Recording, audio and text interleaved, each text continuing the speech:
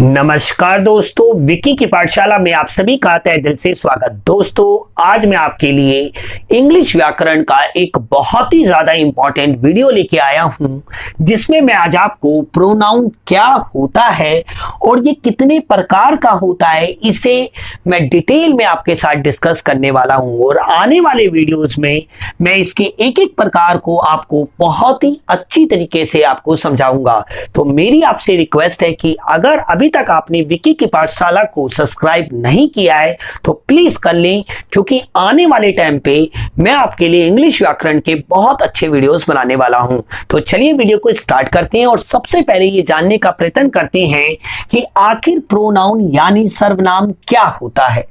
देखिए, प्रोनाउन को समझने के लिए आपको सबसे पहले नाउन को समझना पड़ेगा। और मैंने पिछले वीडियो में ये बात आपको समझाई थी कि नाउन क्या होता है और नाउन के कितने काइंड्स होते हैं, यानी कितने प्रकार के संज्ञाएं होती हैं। अगर आपने वो वीडियो नहीं देखा है तो आपको आई बटन पे लिंक मिल जाएगा, वहां पे जाके आप देख सकते हैं। और उस वीडियो को देखने के बाद इस वीडियो को देखेंगे तो आपको बहुत ज्यादा फायदा होगा। तो अभी यहाँ पे मैं थोड़ा सा ब्रीफ में आपको समझा देता हूं कि संज्ञा क्या होती है। देखिए दोस्तों, बहुत ही सिंपल सी बात, इस पूरे ब्रह्मांड में जितना भी पदार्थ है यानी मैटर है और एनर्जी है, तो उसके बहुत सारे प्रकार हैं। उन सब की स्टडी के लिए हमने क्या किया है, उनको कुछ ना कुछ नाम दे दिया है। तो उन्हीं नामों के स्थान पे हम जिन शब्दों का प्रयोग करते हैं वही हमारे सर्वनाम कहलाते हैं। तभी यहां पे इसके अर्थ को मैंने लिख रखा है कि pronoun is a word, pronoun is a word which is used in place of noun. मतलब क्या कि सर्वनाम उन शब्दों को कहते हैं या शब्दों के समूह को कहते हैं जिनका प्रयोग हम संज्ञा के स्थान पर कर सकते हैं। जैसे एग्जाम्पल देखें तो आई एम ए मैन, यहां पे ये जो आई है इसका कुछ ना कुछ तो नाम होगा। जैसे मैंने अपने लिए आई लिखा, मैं ये लिख सकता था कि विक्की इज ए मैन। मैंने विक्की ना लिखकर मैंने क्या लिखा, आई एम ए मैन।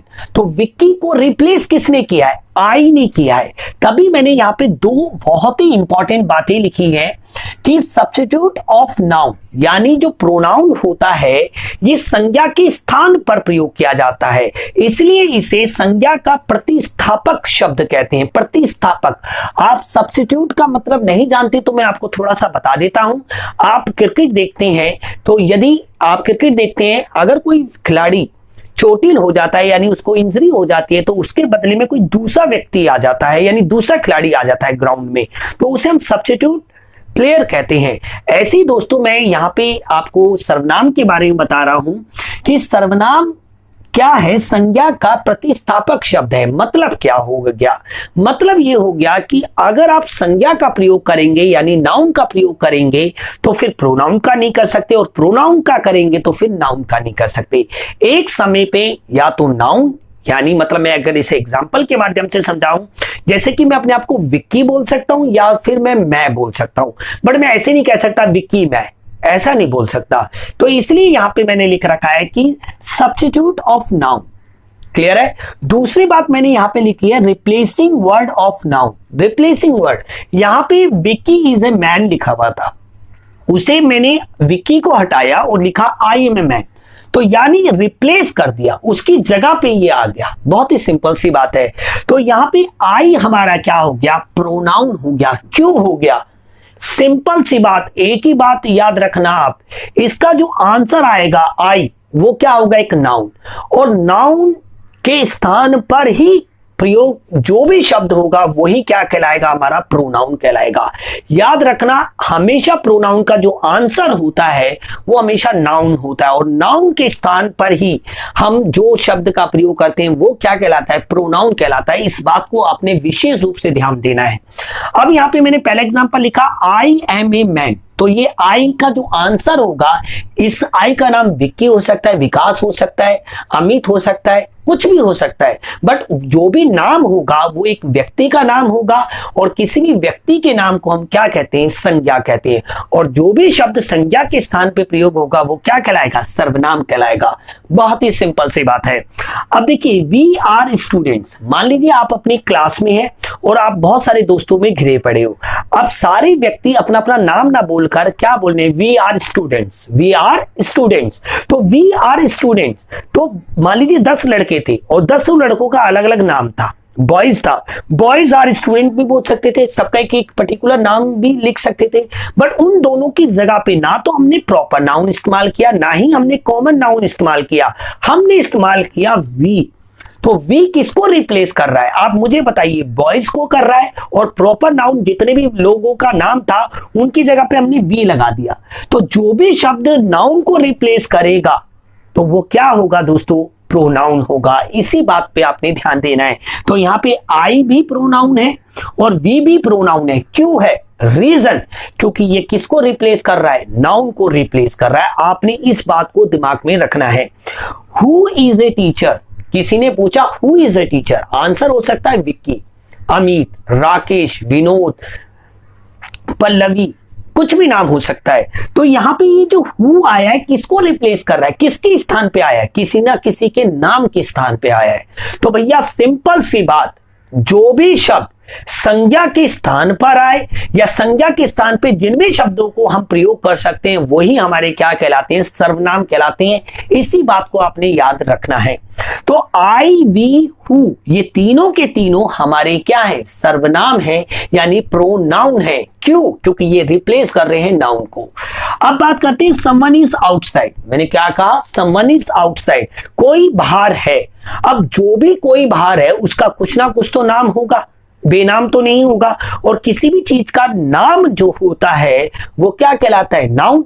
और जो भी शब्द नाउन के स्थान पे प्रयोग होता है वो क्या कहलाता है, प्रोनाउन कहलाता है। इसी बात को आपको मैं समझाने की कोशिश कर रहा हूं।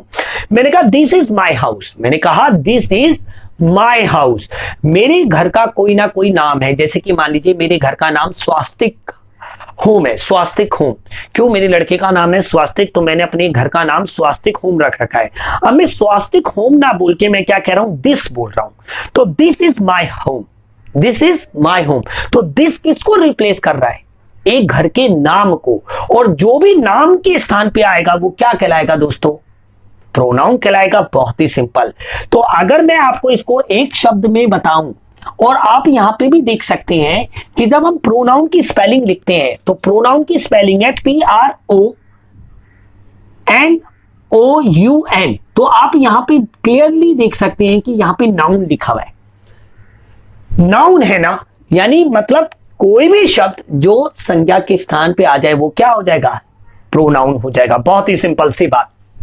अब बात करते हैं हम प्रोनाउन के प्रकारों के बारे में। बहुत ही इंपॉर्टेंट है प्रोनाउन के प्रकार। देखिए कि कुछ बुक्स में 8 प्रकार दे रखे हैं, किसी में 9 दे रखे हैं, किसी में 10 दे रखे हैं। बट वास्तव में इसके 1 से लेकर 11 प्रोनाउन हैं, जो आने वाले वीडियोस में, मैं आने वाले वीडियोस में एक एक करके आपको बहुत अच्छी तरीके से समझाऊंगा। इसलिए मेरी आपसे रिक्वेस्ट है कि अगर अभी तक आपने हमारे चैनल को सब्सक्राइब नहीं किया है तो प्लीज कर लें। और इस वीडियो में अगर आपको ये वीडियो अच्छी लग रही है तो प्लीज इस वीडियो को लाइक करना बिल्कुल भी ना भूलें। और इस वीडियो को उन विद्यार्थियों को ज्यादा से ज्यादा शेयर करें जो इंग्लिश को शुरुआत से सीखना चाहते हैं, ए फॉर एप्पल से सीखना चाहते हैं। ये मेरी आपसे रिक्वेस्ट है हाथ जोड़ के। तो जरा मेरी बात समझिए। अब मैं 1 बाय 1 आपको थोड़ा सा समझाता हूं। सबसे पहले बात करते हैं पर्सनल प्रोनाउन की। अब ये पर्सनल प्रोनाउन क्या होता है, बहुत ही सिंपल। देखिए हम क्या लोग हैं, हम एक मानव जो है वो एक कैसा व्यक्ति है, सामाजिक प्राणी है। अब समाज में रहता है वो, अब समाज में रहेगा तो गूंगा तो बन के रहेगा नहीं, कुछ ना कुछ तो बातचीत करेगा। अब बातचीत जब करता है तो एक बोलता है, एक सुनता है। और कभी कभी बोलने वाला और सुनने वाले के अलावा भी किसी और व्यक्ति की बात होती है। यानी एक होता है स्पीकर, एक होता है लिसनर और एक होता है थर्ड पर्सन। यानी स्पीकर, लिसनर और थर्ड पर्सन जो भी अपने नामों के स्थान पर किसी भी शब्द का प्रयोग करते हैं उसे हम क्या कहते हैं, पर्सनल प्रोनाउन। क्या कहते हैं, पर्सनल प्रोनाउन। इसे हिंदी में व्यक्तिवाचक सर्वनाम कहा जाता है। व्यक्तिवाचक सर्वनाम क्यों, क्योंकि ये व्यक्तिगत रूप से प्रयोग किया जाता है। जब आप अभी देखिए मैं बोल रहा हूं और आप सुन रहे हो तो मैं कौन है, जो बोल रहा है, यानी आई। आप सुन रहे हैं तो यानी आप कौन है, यू। तो यू क्या है मतलब प्रोनाउन। तो देखिए बहुत ही सिंपल सी बात है, वार्तालाप यानी कन्वर्जेशन जिसे हम कहते हैं, बातचीत कहते हैं। बातचीत में तीन ही लोग होते हैं, एक स्पीकर, लिसनर और थर्ड पर्सन। और जो भी स्पीकर, लिसनर और थर्ड पर्सन अपने लिए इस्तेमाल करते हैं प्रोनाउंस को, उन्हें हम कहते हैं पर्सनल प्रोनाउन। ये चीज समझनी आपके लिए बहुत जरूरी है। अगली वीडियो में मैं आपको इसको बहुत ज्यादा डिटेल में समझाऊंगा।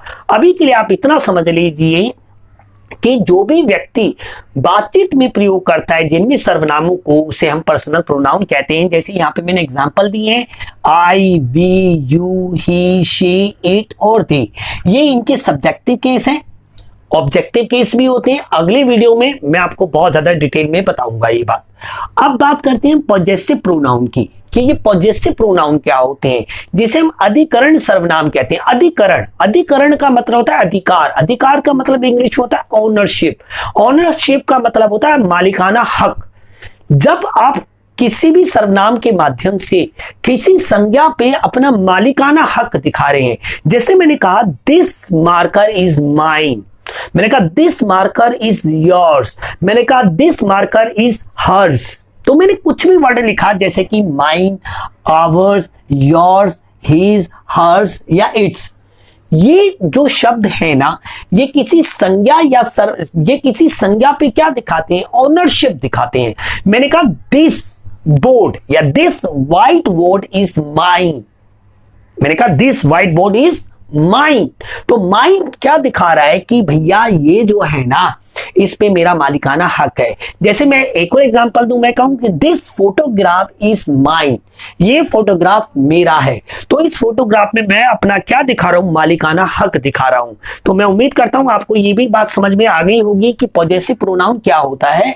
एक्चुअल में ये क्या दिखाता है, ऑनरशिप दिखाता है। क्या दिखाता है, ऑनरशिप दिखाता है। मेरे साथ बने रहें और इसको ध्यानपूर्वक सुने मेरी हर एक बात को।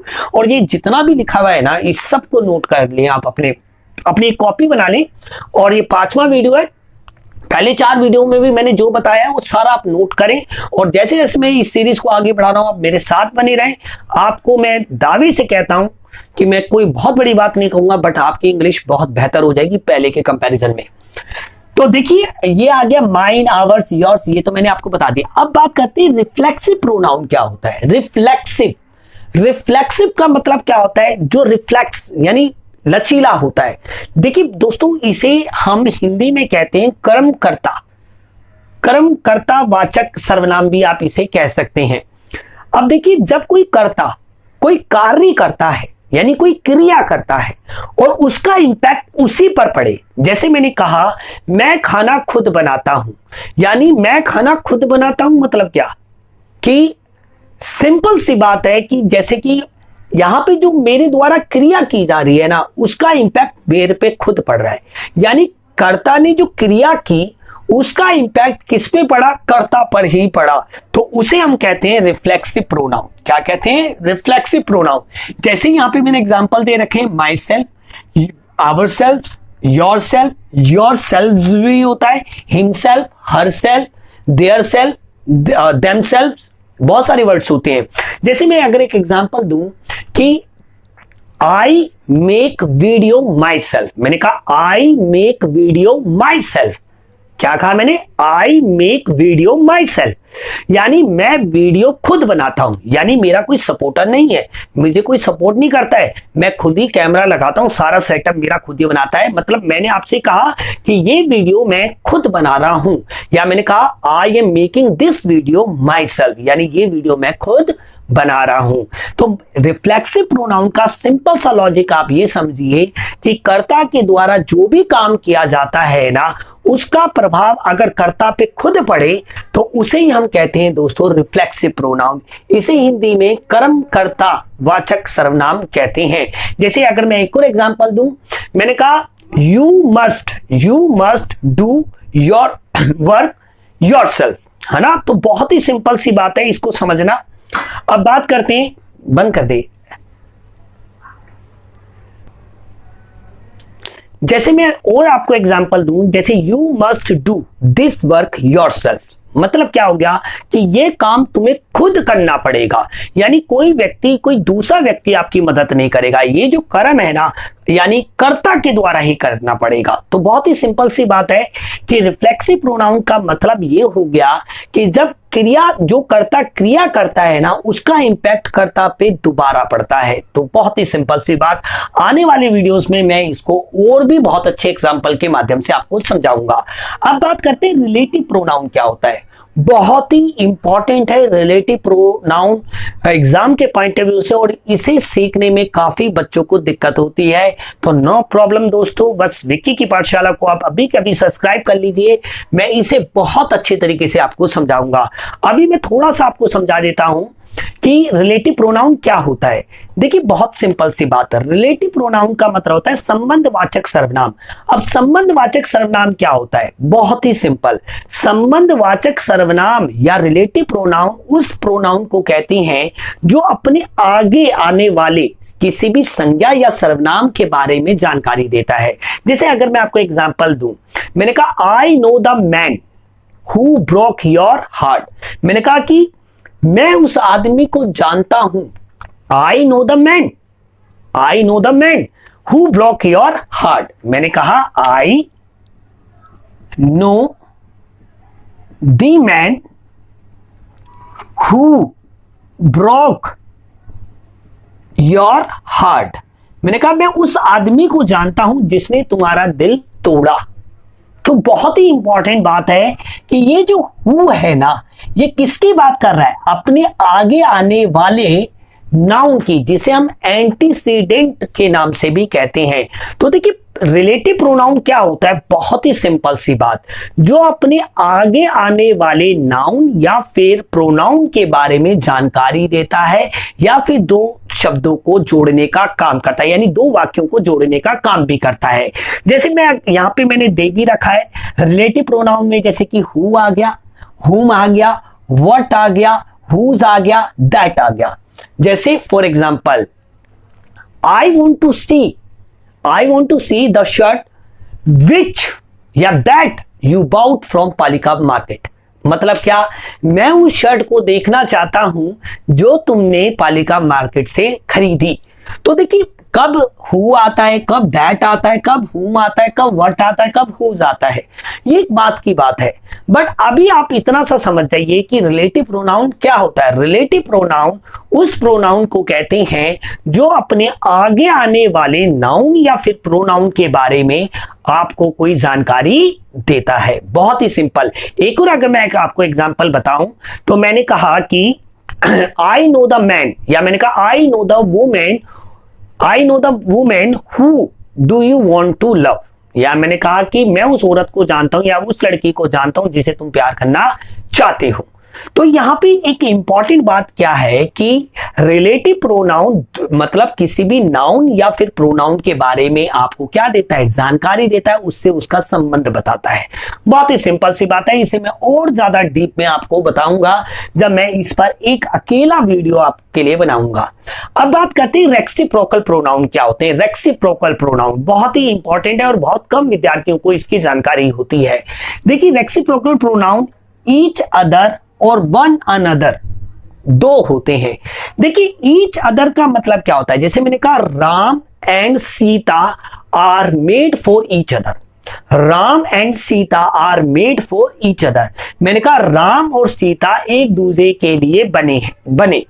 तो यहां पे एक दूसरे, एक राम के लिए आया, दूसरे सीता के लिए आया। राम और सीता क्या है, बहुत ही सिंपल, नाउन है। और जो भी शब्द नाउन की जगह पे प्रयोग होता है वो क्या कहलाता है, प्रोनाउन। और ऐसा कोई शब्द, ऐसा कोई प्रोनाउन जो आपस में म्यूचुअल रिलेशनशिप को दिखाए, क्या दिखाए, म्यूचुअल रिलेशनशिप को दिखाए, तो उसे हम कहते हैं रेसिप्रोकल प्रोनाउन। यानी मैंने आपसे क्या कहा, रेसिप्रोकल का मतलब होता है जो म्यूचुअल रिलेशनशिप दिखाए, यानी पारस्परिक संबंध को बताए। बहुत ही सिंपल सी बात है। जैसे मैं एक स्कूल में टीचर हूं और मैं ये कहना चाहता हूं कि सारे टीचरों ने एक दूसरे को हैप्पी न्यू ईयर विश किया। मैंने all the teacher of my staff wished happy new year one another. तो तो वन अनदर कब आता है? जब दो से ज्यादा होता है। और ईच अदर कब आता है? जब दो व्यक्तियों की बात की जाती है। वो दो व्यक्ति भी हो सकते हैं, दो वस्तु भी हो सकती है, वो कुछ भी हो सकता है ना। जैसे मैं कह सकता हूं car and petrol are made for each other. अब भैया कार चलानी है तो पेट्रोल तो खरीदना ही पड़ेगा या सीएनजी खरीदनी पड़ेगी, मतलब कोई ना कोई फ्यूल तो आपको खरीदना पड़ेगा ना, तभी तो आप उसको चला सकते हैं। तो इसको मैं डिटेल में बताऊंगा, बट अभी आप इतना समझ लीजिए कि रेसिप्रोकल प्रोनाउन का मतलब होता है म्यूचुअल रिलेशनशिप। म्यूचुअल रिलेशनशिप का मतलब क्या हो गया? एक दूसरे पे निर्भरता। जैसे कि अगर आपके पापा हैं या आपकी मम्मी है, वो एक दूसरे पे निर्भर है। आपके पिताजी बाहर जाते हैं, पैसे कमाते हैं, आपकी मम्मी उनके लिए घर में काम वाम करती हैं, तो वो एक तरीके से मिलकर चलते हैं। तो म्यूचुअल रिलेशनशिप के लिए हम क्या वर्ड इस्तेमाल करते हैं? ईच अदर और वन अनदर।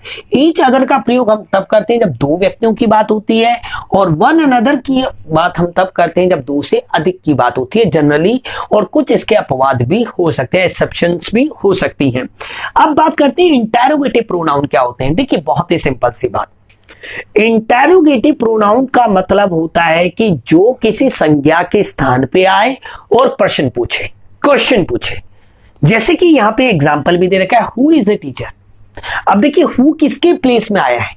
किसी ना किसी के नाम के स्थान पे आया है, और साथ में ये क्वेश्चन पूछ रहा है, तो ये क्या हो गया भाई? Interrogative pronoun. तो इंटेरोगेटिव प्रोनाउन क्या होते हैं कि ऐसे प्रोनाउन होते हैं जो किसी संज्ञा के स्थान पे आते हैं और प्रश्न पूछने का यानी क्वेश्चन पूछते हैं। जैसे यहां पे मैंने एग्जांपल भी दे रखा है, हु हो गया, व्हाट हो गया, या फिर हुम हो गया। तो ये हमारे क्या है? इंटेरोगेटिव प्रोनाउन, जो कि सबसे ज्यादा इंपॉर्टेंट है विद्यार्थियों के लिए मेरे पॉइंट ऑफ व्यू से। क्योंकि अगर आप 6ठी से 12th क्लास की इंग्लिश को देखें तो वहां पे आपको क्वेश्चन आंसर्स पूछे जाते हैं, और उसमें सबसे ज्यादा आपका इंटेरोगेटिव प्रोनाउन ही पूछा जाता है। दोस्तों बहुत ज्यादा इंपॉर्टेंट है ये।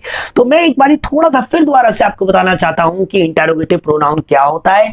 इंटेरोगेटिव प्रोनाउन क्या होता है? जो किसी नाउन के प्लेस में आता है और साथ में क्वेश्चन पूछता है। इंपॉर्टेंट बात, क्वेश्चन पूछता है। क्वेश्चन मार्क होना बहुत ज्यादा जरूरी है, नहीं तो ये रिलेटिव प्रोनाउन भी होते हैं। मेरी बात समझ आ रही है? ये रिलेटिव प्रोनाउन भी बन जाते हैं, डिपेंड करता है दोस्तों। अभी आगे जैसे जैसे वीडियो बढ़ेगी, सीरीज बढ़ेगी, आपको सारी बातें धीरे धीरे समझ में आने लगेगी। बट अभी आप इतना समझ लीजिए कि इंटेरोगेटिव प्रोनाउन आप उसी प्रोनाउन को कह सकते हो जो किसी नाउन के स्थान पे आया हो।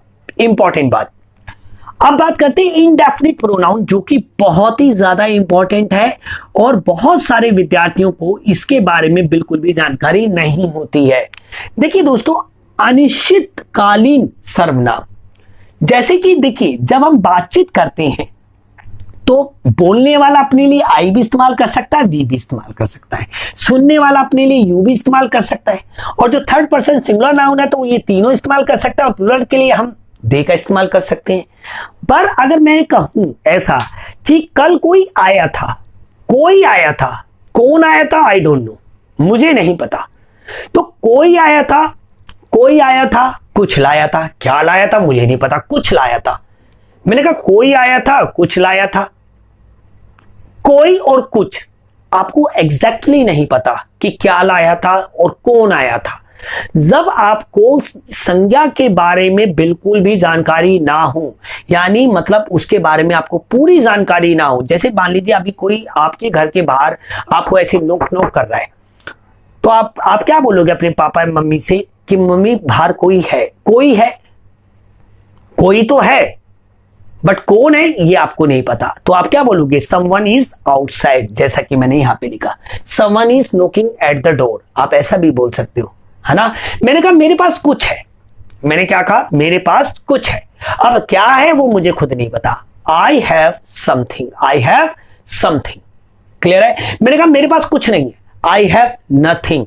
तो ये जो समथिंग होता है, समवन होता है, समबडी होता है, नथिंग होता है, ये जितने भी वर्ड्स होते हैं ये ऐसे नाउन के प्लेस में आते हैं जो अनिश्चित होती हैं, यानी इनडेफिनिट नाउन को ये रिप्लेस करते हैं, तभी इनको हम इनडेफिनिट प्रोनाउंस कहते हैं। और दे आर सो इंपॉर्टेंट, मतलब ये बहुत ज्यादा इंपॉर्टेंट है। अगर आप इंग्लिश सीखना चाहते हैं मेरे दोस्तों। अब बात करते हैं डेमोस्ट्रेटिव प्रोनाउन। डेमोस्ट्रेटिव प्रोनाउन क्या होता है? डेमोस्ट्रेशन क्या होता है? प्रदर्शन करना। यानी यहां पे हिंदी देख लीजिए, इसको क्या बोलते हैं? संकेतवाचक। संकेतवाचक का मतलब क्या होता है? संकेत करना। मैंने कहा वो, ये, मैं, वो, कुछ भी आप किसी भी, देखिए आप बहुत सारे लोग हैं, ठीक है, 10-15 लोग हैं, और आप किसी की तरफ उंगली करके बोले ये मेरा भाई है, ये मेरे पिताजी हैं, तो एक्चुअल में ना संकेतवाचक किसी संज्ञा की तरफ इशारा करे। मैंने कहा ये बोर्ड मेरा है, दिस इज माई बोर्ड। मैंने कहा ये बोर्ड मेरा है।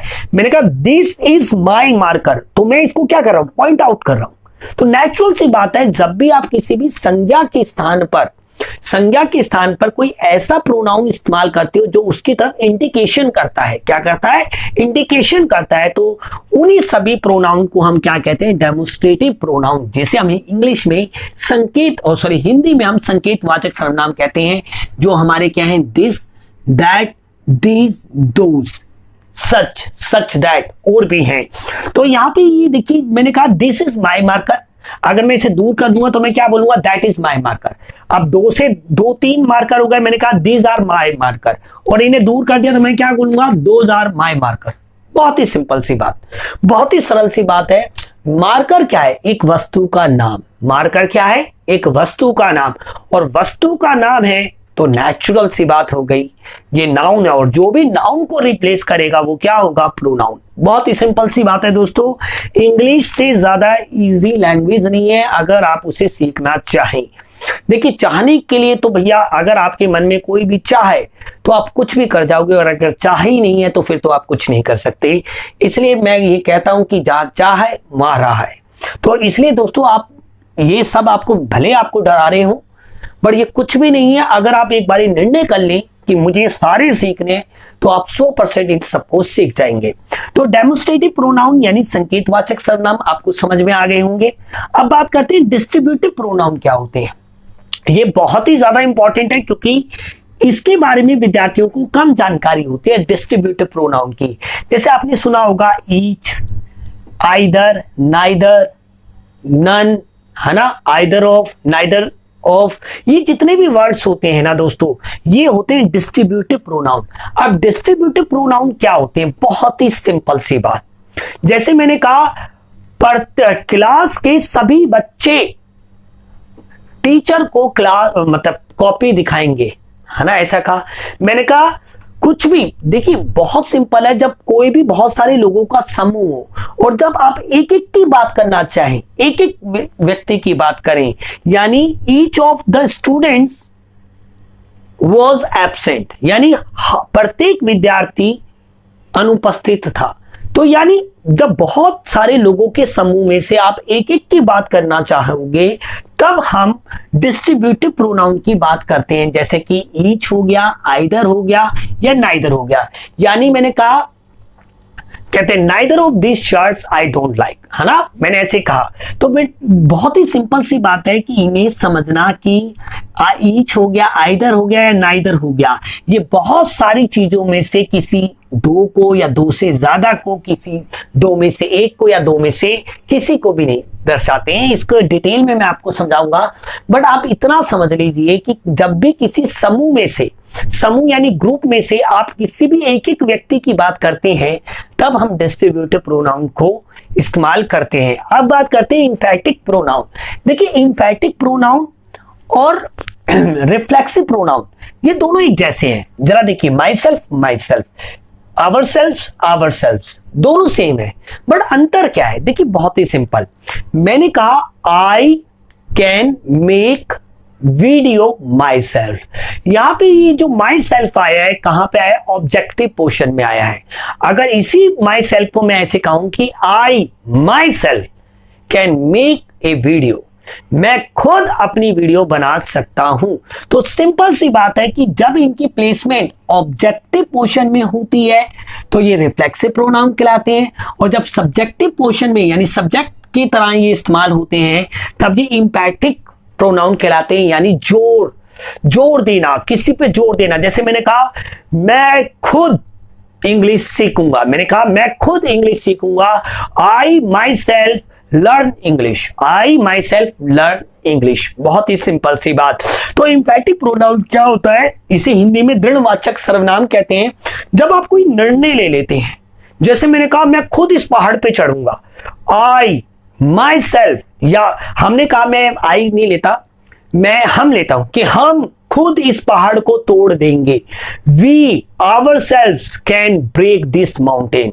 क्लियर है? बहुत ही सिंपल सी बात है। यानी जोर देने की बात करते हैं, दृढ़ निश्चय की बात करते हैं। अब बात करते हैं एक्सक्लेमेटरी प्रोनाउंस क्या होते हैं, जो कि आश्चर्य को प्रकट करते हैं। जैसे मैंने कहा कल मैंने लता मंगेशकर का गाना सुना। मैं किसी व्यक्ति से बात कर रहा था और मैंने कहा यार कल ना लता मंगेशकर का मैंने गाना सुना। वो मुझसे कहते हैं कौन लता मंगेशकर? तो बोला what, you don't know about Lata Mangeshkar? उसे बोला हाँ आई डोंट नो। तो कितना अजीब सा नहीं लगेगा? यानी आश्चर्य। एक्सक्लेमेटरी का मतलब होता है आश्चर्य प्रकट करना। यानी अगर आप किसी से यूं कहें कि नरेंद्र मोदी भाषण दे रहा है, तो आपसे कोई पूछे हाँ भाई कौन नरेंद्र मोदी, तो आप बड़ा हैरान हो जाओगे। भाई तू भारत में रहता है, तुझे नरेंद्र मोदी नहीं पता? क्योंकि नरेंद्र मोदी तो भारत की शान है आज की डेट में। क्योंकि नरेंद्र मोदी से ज्यादा कोई भी प्रभावशाली व्यक्ति नहीं मानता हूं मैं आज की डेट में पूरे वर्ल्ड में। क्योंकि उनके एक आह्वान में आप देख रहे हैं कि उन्होंने अभी लॉकडाउन के दौरान कितनी अच्छी तरीके से भारत को मैनेज किया है। क्योंकि इतने 135 करोड़ लोगों को मैनेज करना बहुत बड़ी बात होती है, जिसके लिए मैं नरेंद्र मोदी को दिल से सलाम करता हूं दोस्तों। तो यहां पे अगर आपसे कोई पूछे कि भाई कौन नरेंद्र मोदी, आप क्या बोलोगे? व्हाट। आप ऐसे बोलोगे what, you don't know about Narendra Modi, he is our prime minister. आप ऐसा बोलोगे ना, रिएक्ट करोगे ना, आश्चर्य प्रकट करोगे ना। तो जो भी आश्चर्य प्रकट करते हैं ऐसे सर्वनाम, तो उसी के लिए हम उनको क्या कहते हैं? एक्सक्लेमेटरी प्रोनाउंस कहते हैं। तो दोस्तों ये था प्रोनाउन का वीडियो, जिसमें मैंने आपको प्रोनाउन के अर्थ को बताया कुछ उदाहरणों के माध्यम से, और साथ में मैंने उनके 11 के 11 प्रोनाउन का थोड़ा सा आपको बताया। अगली वीडियो में मैं आपको पर्सनल प्रोनाउन पढ़ाऊंगा। अगर आपको ये वीडियो अच्छा लगा है तो प्लीज इस वीडियो को लाइक जरूर करें, ये मेरी आपसे रिक्वेस्ट है। मिलते हैं अगली वीडियो में। जय हिंद, जय भारत।